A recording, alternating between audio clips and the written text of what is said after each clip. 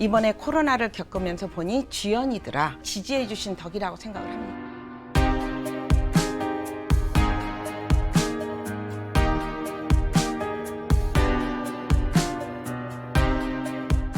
시청자 여러분 안녕하십니까. 이슈앤피플 장용수입니다.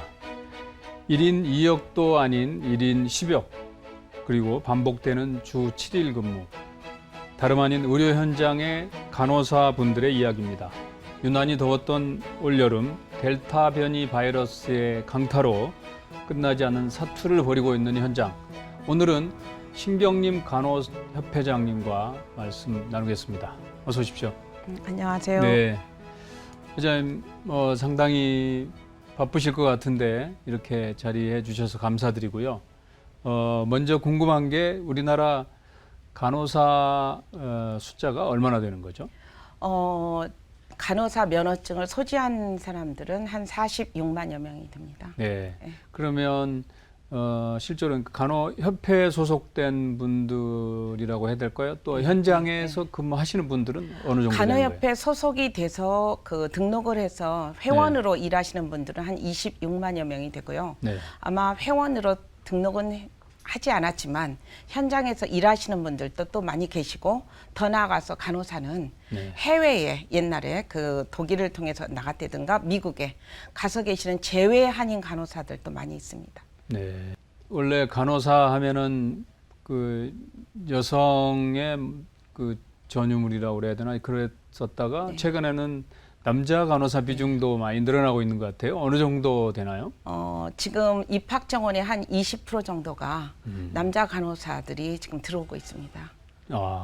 간호학과가 전국 대학에 어느 정도 지금 있는 거죠? 지금 전국에 간호학과가 한 203개 학과가 있습니다. 네. 그래서 아마 모든 대학에 거의 간호학과가 있다라고 보시면 되겠습니다. 거의 모든 대학에 있는 과로서는 간호학과가 유일하다 이렇게 봐도 되겠네요. 그러셔도 될 것 같습니다. 최근 코로나 상황에서 간호사들의 중요성이 더 부각이 된 것 같아요. 네. 실제로 그런 거죠? 정말 코로나를 겪으면서 대통령님께서도 그 말씀을 하셨어요. 간호사가 조연인 줄 알았다. 네. 그러나 이번에 코로나를 겪으면서 보니 주연이더라. 네. 라는 말씀을 작년에 하셨습니다. 그런데 그 말씀을 듣고 저희들도 간호사들은 환자 곁에서 24시간 환자한테 매달려서 정말 간호하는 데만 집중을 했지 현재까지 다른 일에 대해서 신경을 못 썼는데, 그런데 그러한 거를 국민들께서 모두 그래 간호사들이 애쓰고 있구나 라는 걸 느끼시고 인지해 주시고 또 저희들한테 많은 격려를 해 주셨습니다. 네. 그래서 그런 부분들이 저희들은 굉장히 뿌듯했습니다. 네. 실제로는 간호사들이 일하는 현장은 상당히 열악한 걸로 알려져 있고, 이 코로나 상황에서 열악한 환경이 더 부각이 됐어요. 근데 실제로 우리 회장이 보시기에는 어떤가요? 코로나 사태가 터지면서 전국의 코로나 관련되어서 일하는 병원, 보건소를 제가 다 돌았습니다. 네. 현재도 또 돌고 있지만 우리 간호사들의 세포에는 DNA가 좀 다른 게 있는 것 같다라고 느꼈습니다. 평상시에는 사표를 내고 사직을 하고 나가는데 네. 코로나 환자들이 전담병원에 코로나 환자를 받아야 된다고 하니까 그날 이후로 사표를 쓰지 않는다라는 그런 간호부장님의 말씀을 듣고 저는 굉장히 마음이 정말 자긍심이 강하게 네. 느껴졌는데 이 코로나 현장이 길어지다 보니까 너무나 힘들어지는 거예요. 왜냐하면 병원에서의 간호사들은 원래 한 2시간 방호복을 입고 2시간 환자 옆에서 환자를 간호를 하고 네. 2시간은 나와서 휴식을 취해 줘야만 또 들어갈 수 있거든요. 왜냐하면 그 옷 자체를 입고 일을 하면 땀이 흘리고 해서 보여지지가 않습니다. 앞이 부연하고 다. 그러니까 참을 수 없을 정도로 힘들고, 두 번째는 그 옷을 입고 병실에 들어가서 환자를 간호하게 되면 화장실을 갈 수가 없습니다. 왜냐하면 가면 옷을 다시 바꿔 입어야 되는 상황이 벌어집니다. 왜냐하면 감염이 될 수 있기 때문에 그래서 예. 환자의 병실에 들어가기 전 2시간 전부터는 아무것도 못 마십니다. 그 소변 네. 화장실에 가는 걸 참기 위해서 이제 이러면서 2시간만 하고 2시간 나와야 되는데 대부분의 많은 병원들이 지금까지는 한번 네가 들어간 길에 모든 걸 다 해라. 간호만 하는 게 아니라 환자 간호만 하면 좋겠는데 많은 사람들이 병실에 드나들므로써 감염을 확산시킬 우려가 있으니 간호사가 들어간 길에 다 해라 해서 하는 게 청소도 해야 되고 환자의 모든 거 뭐 모든 일을 다 해야 됩니다. 뭐 식사도 다 도와드려야 되고 뭐 여러 가지를 다 해야 되니까 간호만 하기도 힘든데 이런 모든 거를 다 하니까 너무 빠르게 지치는데 특히 네. 올여름에는요 너무 더워가지고 피로가 완전히 누적이 된 상태에서 더 이상 내가 버틸 수 있을까? 라는 생각을 하는 간호사들이 점차 많아지고 있습니다. 그래서 저는 이 부분이 지금 걱정입니다. 그리고 이제 병원도 문제지만 이번에는 그 확진 환자 수가 늘지 않았습니까? 그렇죠. 그러다 보니까 임시 선별 진료소라는 데를 보건소에서도 운영하고 병원에서도 운영을 하고 있거든요. 네. 그런데 보통 날에 평상시에 2배 정도 2,000명에서 3,000명의 확진 환자들의 검사 채취를 해야 되니까 보건소에서 일하는 간호사들도 지금 이제 번아웃 된 상태에 지금 이르렀습니다. 그래서 저는 이번 기회에 어떻게 좀 간호의 인력, 간호사 인력을 확충할 수 있도록 네. 좀 제대로 제도가 구축이 됐으면 좋겠다라는 게 바람입니다. 번아웃 표현하셨는데 거의 뭐 비슷한 표현이겠습니다만 그로기 상태다. 네. 이런 근데 처우도 중요할 것 같은데 지금 뭐 갑자기 좋아지지는 않을 것 같습니다만 그래도 코로나 상황에서는 좀 처우는 어느 정도 개선이 된 건가요? 쉽게 이야기하면 이제 코로나 사태와 더불어서는 이제 수당 문제가 나올 수 있습니다. 그래서 작년에도 지금 수당이 네. 전체적으로 다 된 게 아니에요. 몇 개월밖에는 수당을 그렇군요. 챙기지 못했습니다. 그런데 올해도 지금 그런 상황이었는데 고맙게 전번에 예산 통과를 시켜서 국회에서 한 480억 정도, 그러니까 정부가 240억, 건강보험공단에서 240억에서 480억 정도의 수당의 그 예산은 지금 챙겨는 놨지만 지금 제가 볼 때는 그 수당이 지자체를 통해서 갔을 때 제대로 빠르게 전달이 됐으면 좋겠는데 이 부분이 늦춰지면 사람이라는 게 그래도 그렇죠. 예, 그 수당이 맞습니다. 제때 나오는 예. 건 중요하지 않습니까? 보상이 그러면 이루어지는 것도 중요하죠. 의료기관, 예. 병원은 그래도 조금 낫습니다. 문제는 뭐냐면 보건소가 지금 만들어져 있는 그 인력의 틀이 몇십 년 전에 만들어진 틀입니다. 예. 그런데 지금 보건소에서의 간호사의 역할은 점차 다양화지고 확대되고 있습니다. 그래서 이러한 인력의 틀조차도 이제는 제대로 갖추어야 되지 않을까. 예. 이 코로나 사태로 인해서 이제 이게 밝혀지기 시작하고 있습니다.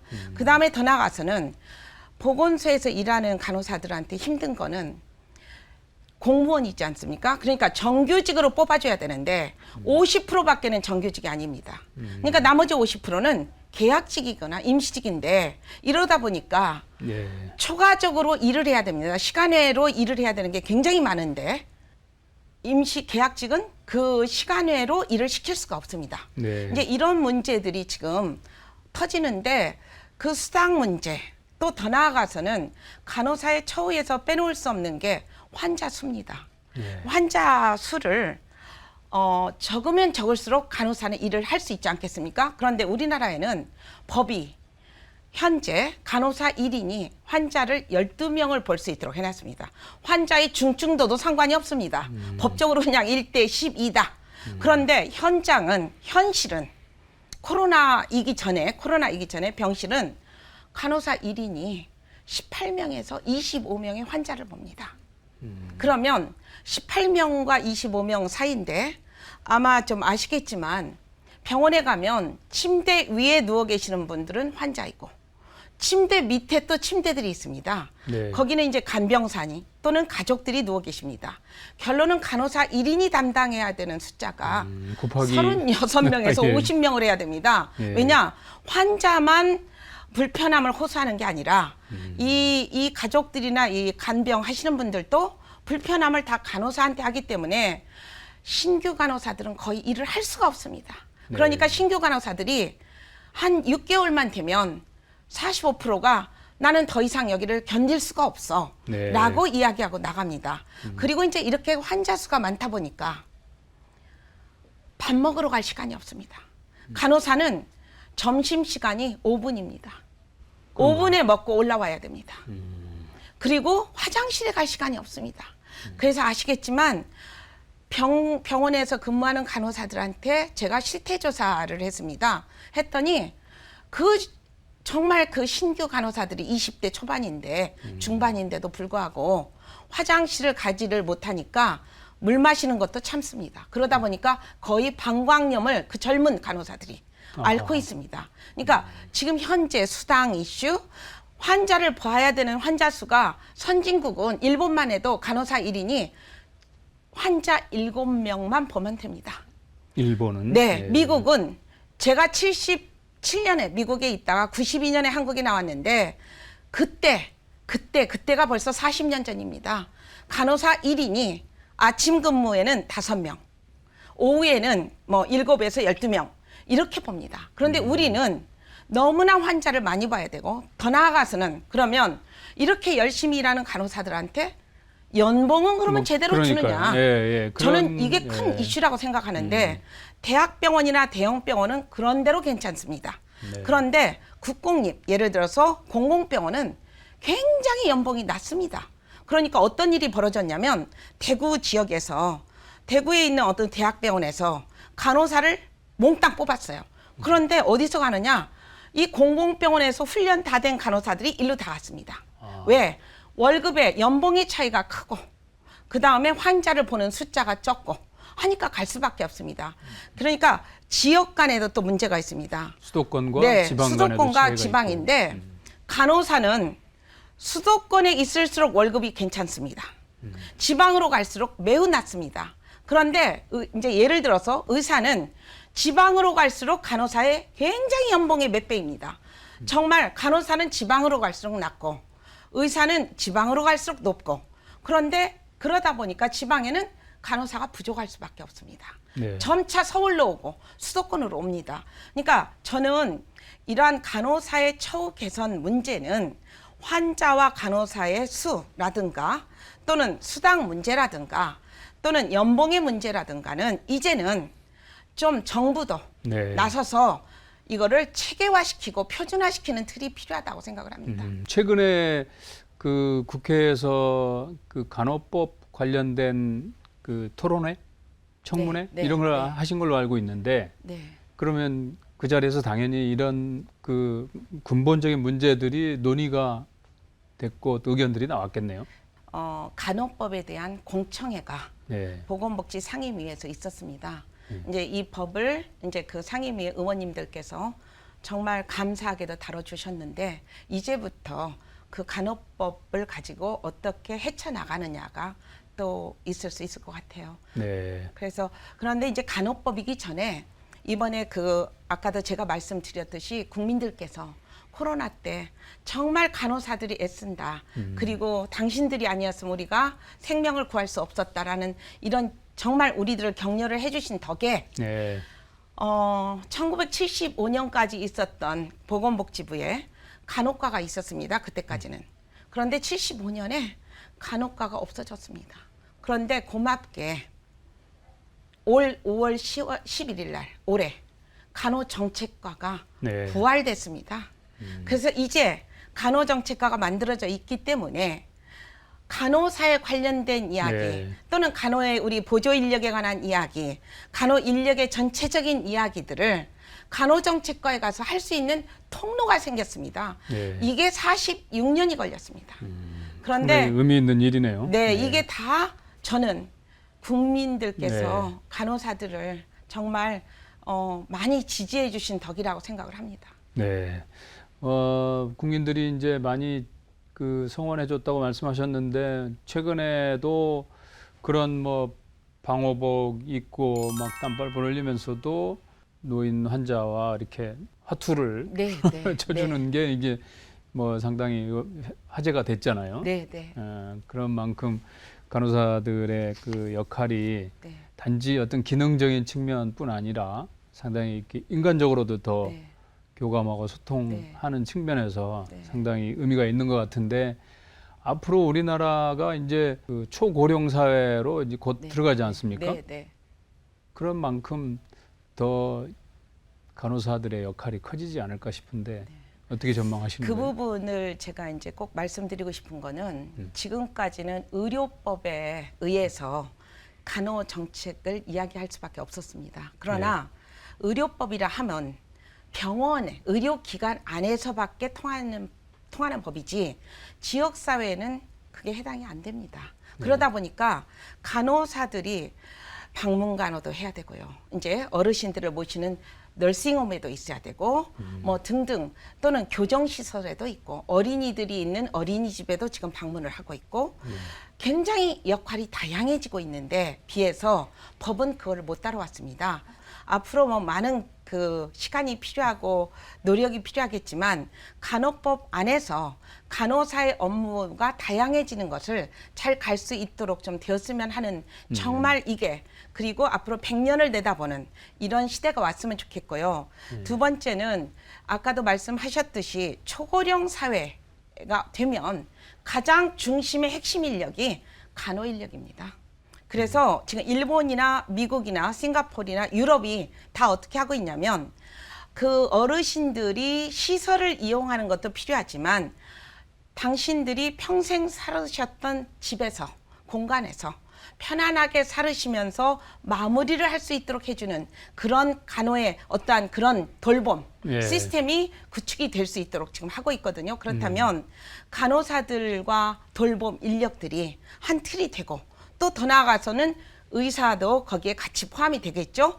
또 의료기사들도 물리치료사나 작업치료사 다 같이 이게 통합 돌봄 시스템이 되도록 해서 하려면 저는 늦었다고 생각합니다. 왜냐하면 일본 같은 경우는 고령화 사회가 1992년에 고령화, 초고령화가 아니라 고령화였습니다. 그때부터 준비를 했습니다. 우리는 고령화 시대를 놓쳤습니다. 초고령화가 내후년입니다. 이제부터라도 늦었지만 노인 어르신들을 위한 통합 돌봄 그 간호와 같이 다른 그 인력들이 통합한 시스템에 갈 수 있도록 하는 시대가 준비되지 않는다면 이 의료비를 어떻게 감당할 것인지에 대한 고민이 저는 크다고 생각합니다. 그래서 간호사들이 지금 노인 간호학도 있고 노인 쪽에서 일들을 참 많이 하고 있습니다. 그래서 이런 노하우를 가지고 같이 그러한 돌봄 인력들과 같이 힘을 합쳐서 할 수 있는 계기가 마련이 될 수 있도록 정부도 좀 준비가 됐으면 좋겠습니다. 네. 간호사들의 지금 교육 체계는 어느 정도 수준이고 앞으로 또 뭐 더 이렇게 발전을 시켜야 될 필요성도 뭐 어느 정도 느끼시는지 한번. 간호 교육 그러니까 간호사가 되기 위한 간호 교육이 우리나라의 2011년까지는 전문대학에서 3년제, 일반 대학에서 4년제가 이원화가 돼 있었습니다. 그런데 2011년에 전문대학에서도 반드시 간호학은 의료인으로서 4년 학제를 맞춰라 해서 이제 간호학이 2011년 이후부터는 4년제로 되었습니다. 그래서 이제 간호사는 면허증을 소지하려면 학사학위 이상, 학사학위가 있어야 되는데 현재 이제 학사학위를 갖추고 그리고 석사학위가 있습니다. 그런데 이 석사학위에는 일반 석사가 있고 또는 전문간호사 과정이 있습니다. 그런데 아직도 전문간호사 과정은 있지만 미국의 경우에는 전문간호사가 되기 위해서는 적어도 60학점을 끝내야 되는데 우리는 아직 그 학제가 좀 융통적으로 되기 위해서는 이게 이제 유연해져야 되는데 그러다 보니까 30학점밖에 못 끝내고 나가니 선진국에서 이야기하고 있는 전문간호사 제도로 가기 위해서는 앞으로 이러한 학점도 유연성을 가지고 현장에서 필요로 하는 전문간호사 교육과정을 만들어야 되는 게 있고요. 그 다음에 박사학위도 지금 미국의 경우에는 DNP라고 그래서 현장에 있는 간호사들이 박사를 함으로써 교육도 현장 교육으로 돌아가고 이제는 그래서 이론 교육도 현장에서 바로 시킬 수 있는 이런 제도로 변화되고 있습니다. 그래서 저도 저 개인적으로도 앞으로 우리나라도 그 간호의 교육이 현장 중심의 교육으로 가야 된다고 생각을 합니다. 네. 우리 마지막으로 우리 회장님이 우리 정부에 물론 이제 국민들은 지금 열심히 성원하고 있으니까 정부에 하고 싶은 말씀 하시고 마무리를 하시죠. 네. 간호사들은 저는 아까도 말씀드렸듯이 우리나라가 힘들 때마다 그 자리에 서 있었습니다. 예를 들어서 독립운동을 할 때 저희 간호사들이 74명이 우리 선배들이 독립운동을 하신 거를 발굴을 했습니다. 네. 저는 우리 선배들이 또는 우리 후배들이 나라가 힘들 때마다 메르스 때도 그랬고 이번에 코로나 때도 정말 우리의 사명감을 갖고 열심히 하고 있습니다. 그렇다면 저는 이제 이런 간호사들의 모든 것들이 같이 아까도 말씀드렸듯이 교육제도라든가 또는 법과 제도를 통해서 간호사의 어떤 처우 개선이라든가 등등이 여러 가지가 있는데 이런 것들을 이제는 간호법 속에서 정책과 예산과 제도가 모두 같이 갈 수 있도록 이루어질 수 있도록 좀 정부가 도움이 좀 도와주셨으면 하는 희망입니다. 그게 우리나라의 간호가 애국자로서의 우리들이 했듯이 앞으로 조국에 우리나라에 어떤 일이 있을 때마다 아마 우리는 항상 그 자리에 있을 거라고 저는 믿습니다. 그래서 좀 이번 기회에 간호법이 이제는 일제강점기 시대에 만들어졌던 식민지 시대에 만들어졌던 그 법을 탈피해서 간호법이 만들어질 수 있도록 좀 도와주신다면 아마 저희들은 더 힘을 갖고 일을 할 수 있을 것 같습니다. 네. 오늘 회장님 말씀 나누다 보니까 보람과 긍지도 많이 느꼈지만 하여튼 그런 또 책임감도 이렇게 더 크게 갖고 계시다는 걸 느꼈습니다. 아무튼 앞으로도 중요한 역할 해주시기 바랍니다. 오늘 이렇게 나와주셔서 감사합니다. 감사합니다. 예. 네, 시청자 여러분, 이런 위기 시대에 의료진의 중요성, 고마움을 더 크게 느끼게 되는데요.